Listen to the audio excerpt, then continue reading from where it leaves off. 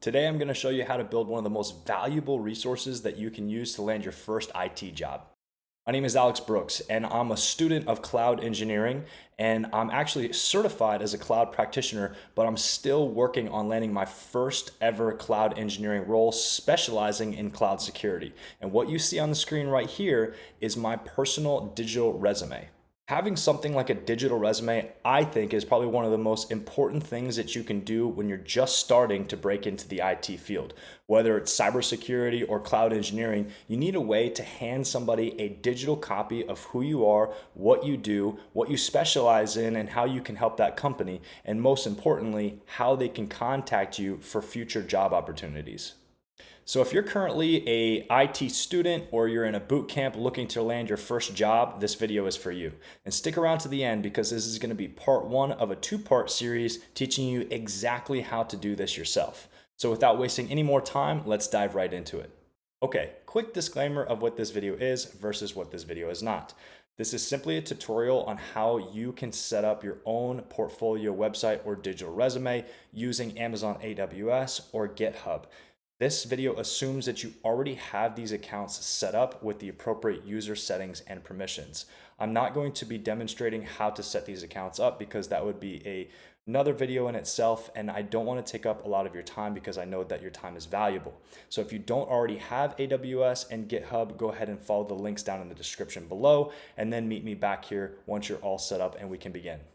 All right, so now that you're set up with AWS and GitHub, we're going to go ahead and get started. In this first video of the two-part series, we're going to only be setting up our digital portfolio website using AWS.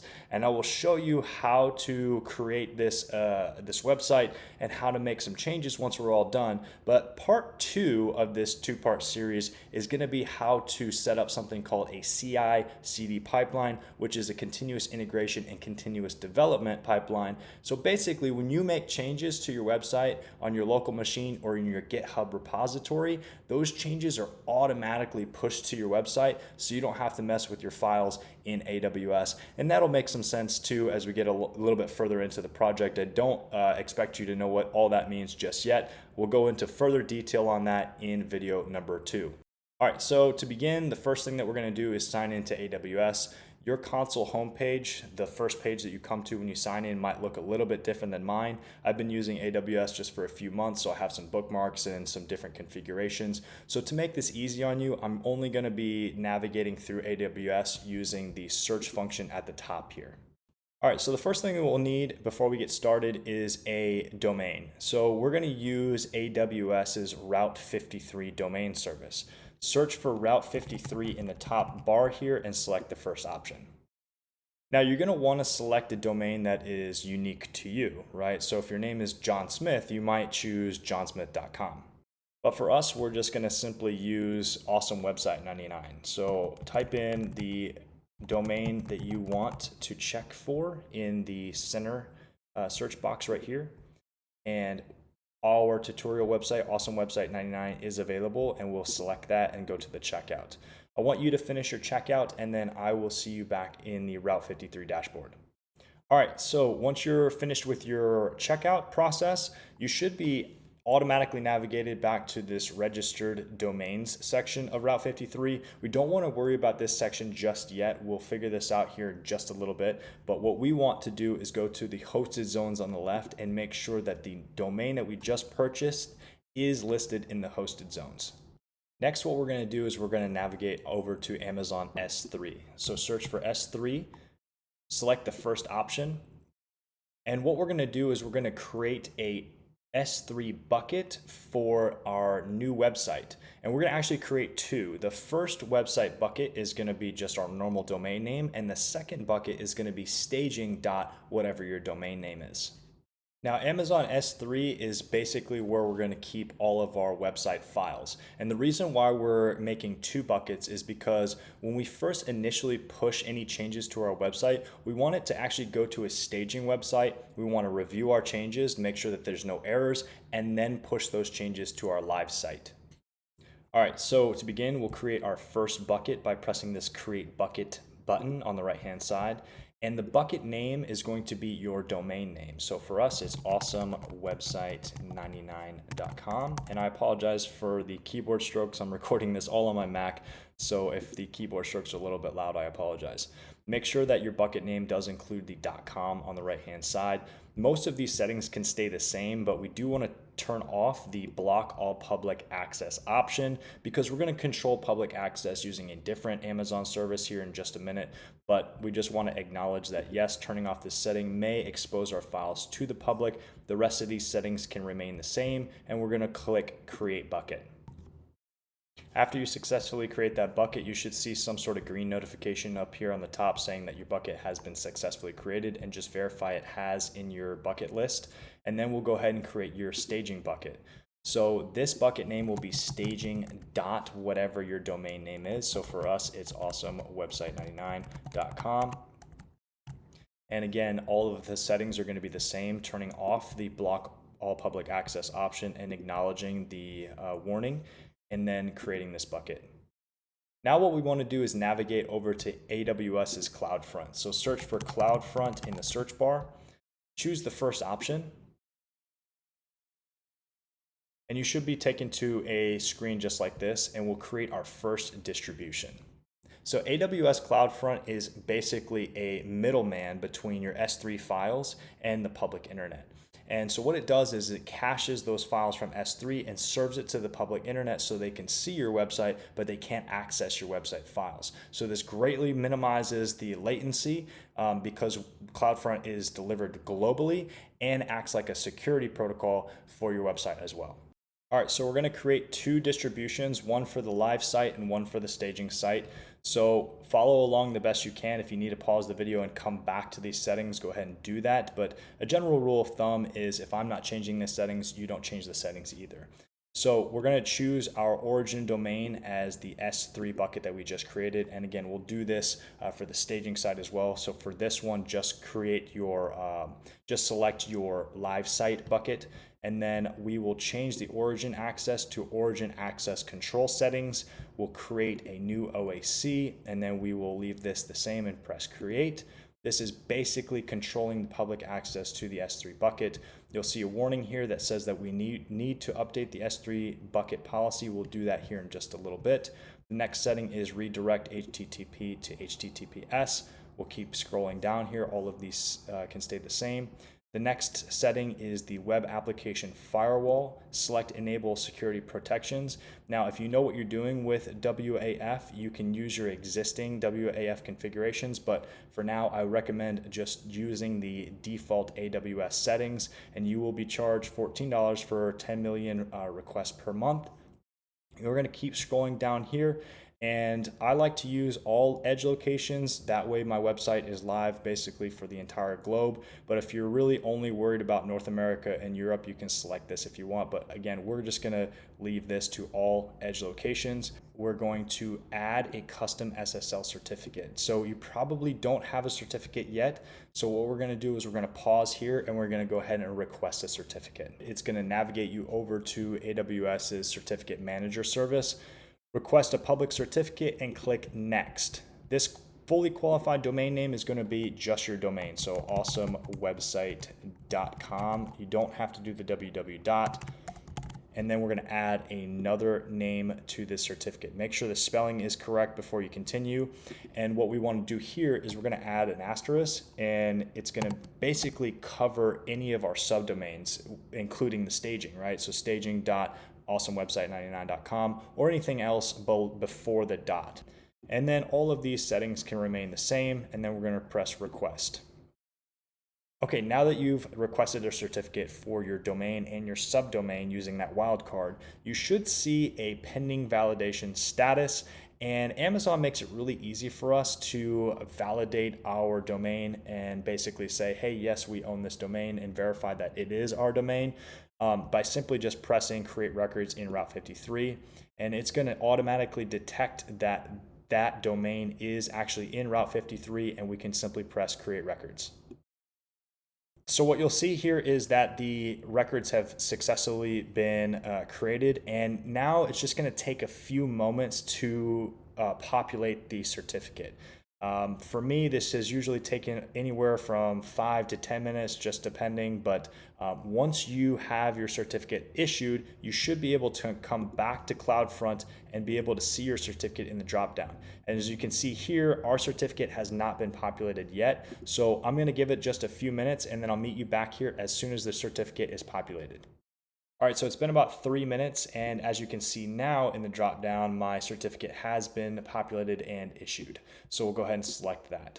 And just before we continue, make sure that you add an item here to the alternate domain name. This is going to be www. Whatever your domain name is. And then you're going to add another item and just put the domain name. This ensures that your traffic is properly routed through CloudFront. Okay, so we'll continue scrolling down. The rest of the settings can remain the same, and then click Create Distribution. Now, when you create the distribution, we do also need to change the bucket policy. Luckily, Amazon makes it easy for us to change the bucket policy right from here. So copy the policy and then click the Go to S3 bucket permissions to update. All right, so we'll be taken back to our bucket, and we want to edit the bucket policy. And all we're going to do is paste the policy in line, and then we're going to save the changes. Once the bucket policy has been updated, you can go back to CloudFront, back to your distributions, and creating a new distribution. So the settings of this distribution are going to be exactly the same as your old one, but just for the staging website. So I'm going to run through this very quickly, and then you can follow along with me.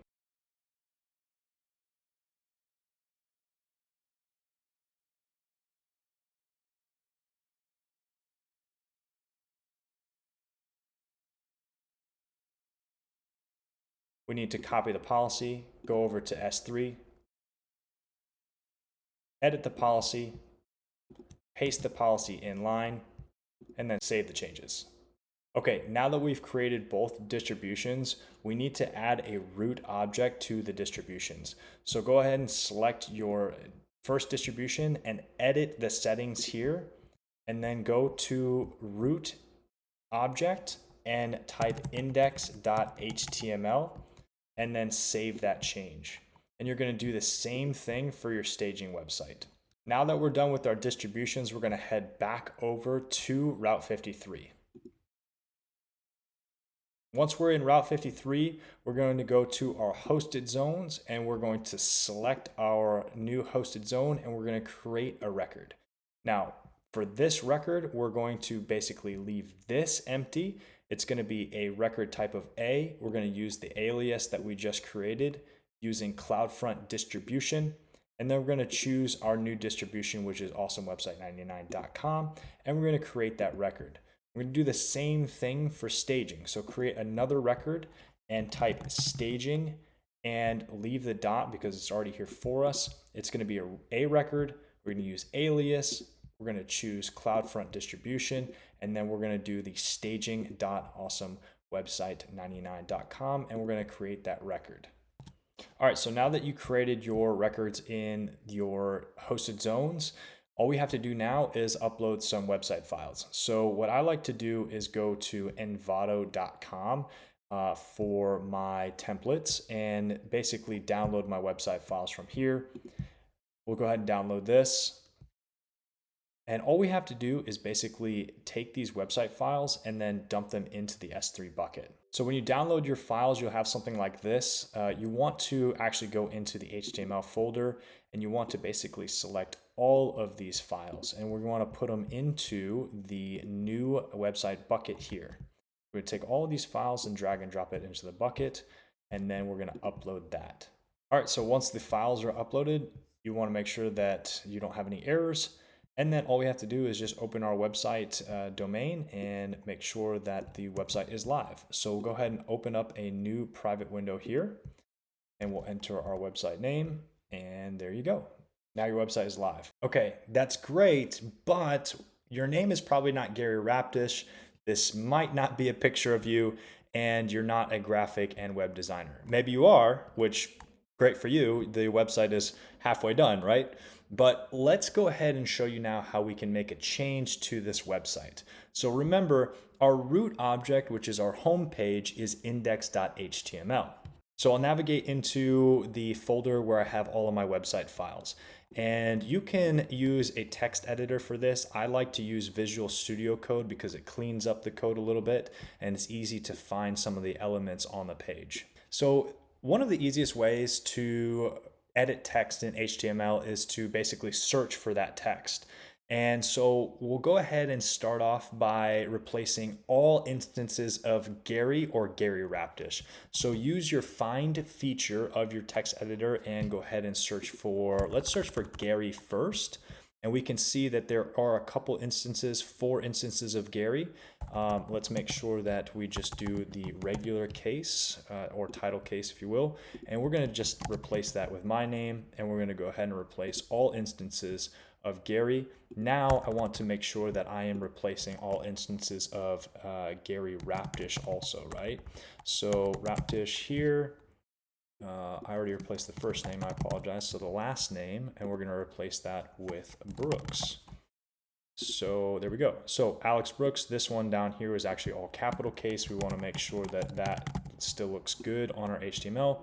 I'm also not a graphic and web designer, so what I'll do here is just say that I'm a student and I'm a cloud practitioner. So let's do that, cloud practitioner. And we will go ahead and save this. So this is a very brief example because again, I don't want this video to be too long. I just want to show you how we can actually make changes to the website, right? So we've saved the index.html. What we're going to do now is we're going to go back to Amazon S3. We're going to replace that index.html by dragging and dropping it into the bucket. Okay, so if we've done everything right, we should be able to see the change on the website. So go back to your website and refresh the page. Actually, we see that it is not working. And this is why part 2 is going to be so critical for you to watch, because if we make any changes to index.html, remember our files are being served through CloudFront, and CloudFront basically takes our current files and caches them, then serves them globally. So how does CloudFront know that there's a change? Well, now we actually have to go in and make an invalidation. I'll show you exactly how we do that right now. So what we're going to do is we're going to navigate back over to CloudFront. We're going to select our live website distribution, and we'll talk about staging in part 2, but for now we're only working on the live site distribution. We're going to go over to Invalidations, and we're going to create a new invalidation. Basically what this does is it basically removes all the CloudFront cache, right? And so that's what we want to do, is we want to tell CloudFront, hey, we've made some changes, go ahead and clear that cache, recache our files from S3, and then deliver it. So what we'll go ahead and do here is do a / and a wildcard, and we're going to create an invalidation. Okay, so the invalidation just takes a little bit of time, but once we see that the status is completed, now we should be able to go over to the website and see the changes that we've made. There we go. Now we see that the changes have been made. Okay guys, that is part 1 of this 2-part series, and in part 2 I'm going to show you how to change some of the more advanced features like the images, the buttons, and the menu items, but not only that, teach you how to automate the deployment. Because as I mentioned before earlier in the video, we want to use AWS and GitHub together so we don't have to keep changing our local files and then dragging and dropping them into the S3 bucket and clearing the CloudFront cache every time. You can do that, but it's not necessarily best practice, and that's why in part 2 of the video I'm going to show you how we use a CI/CD pipeline to automate our website changes. So thank you so much for watching the video, and I will see you in the next one.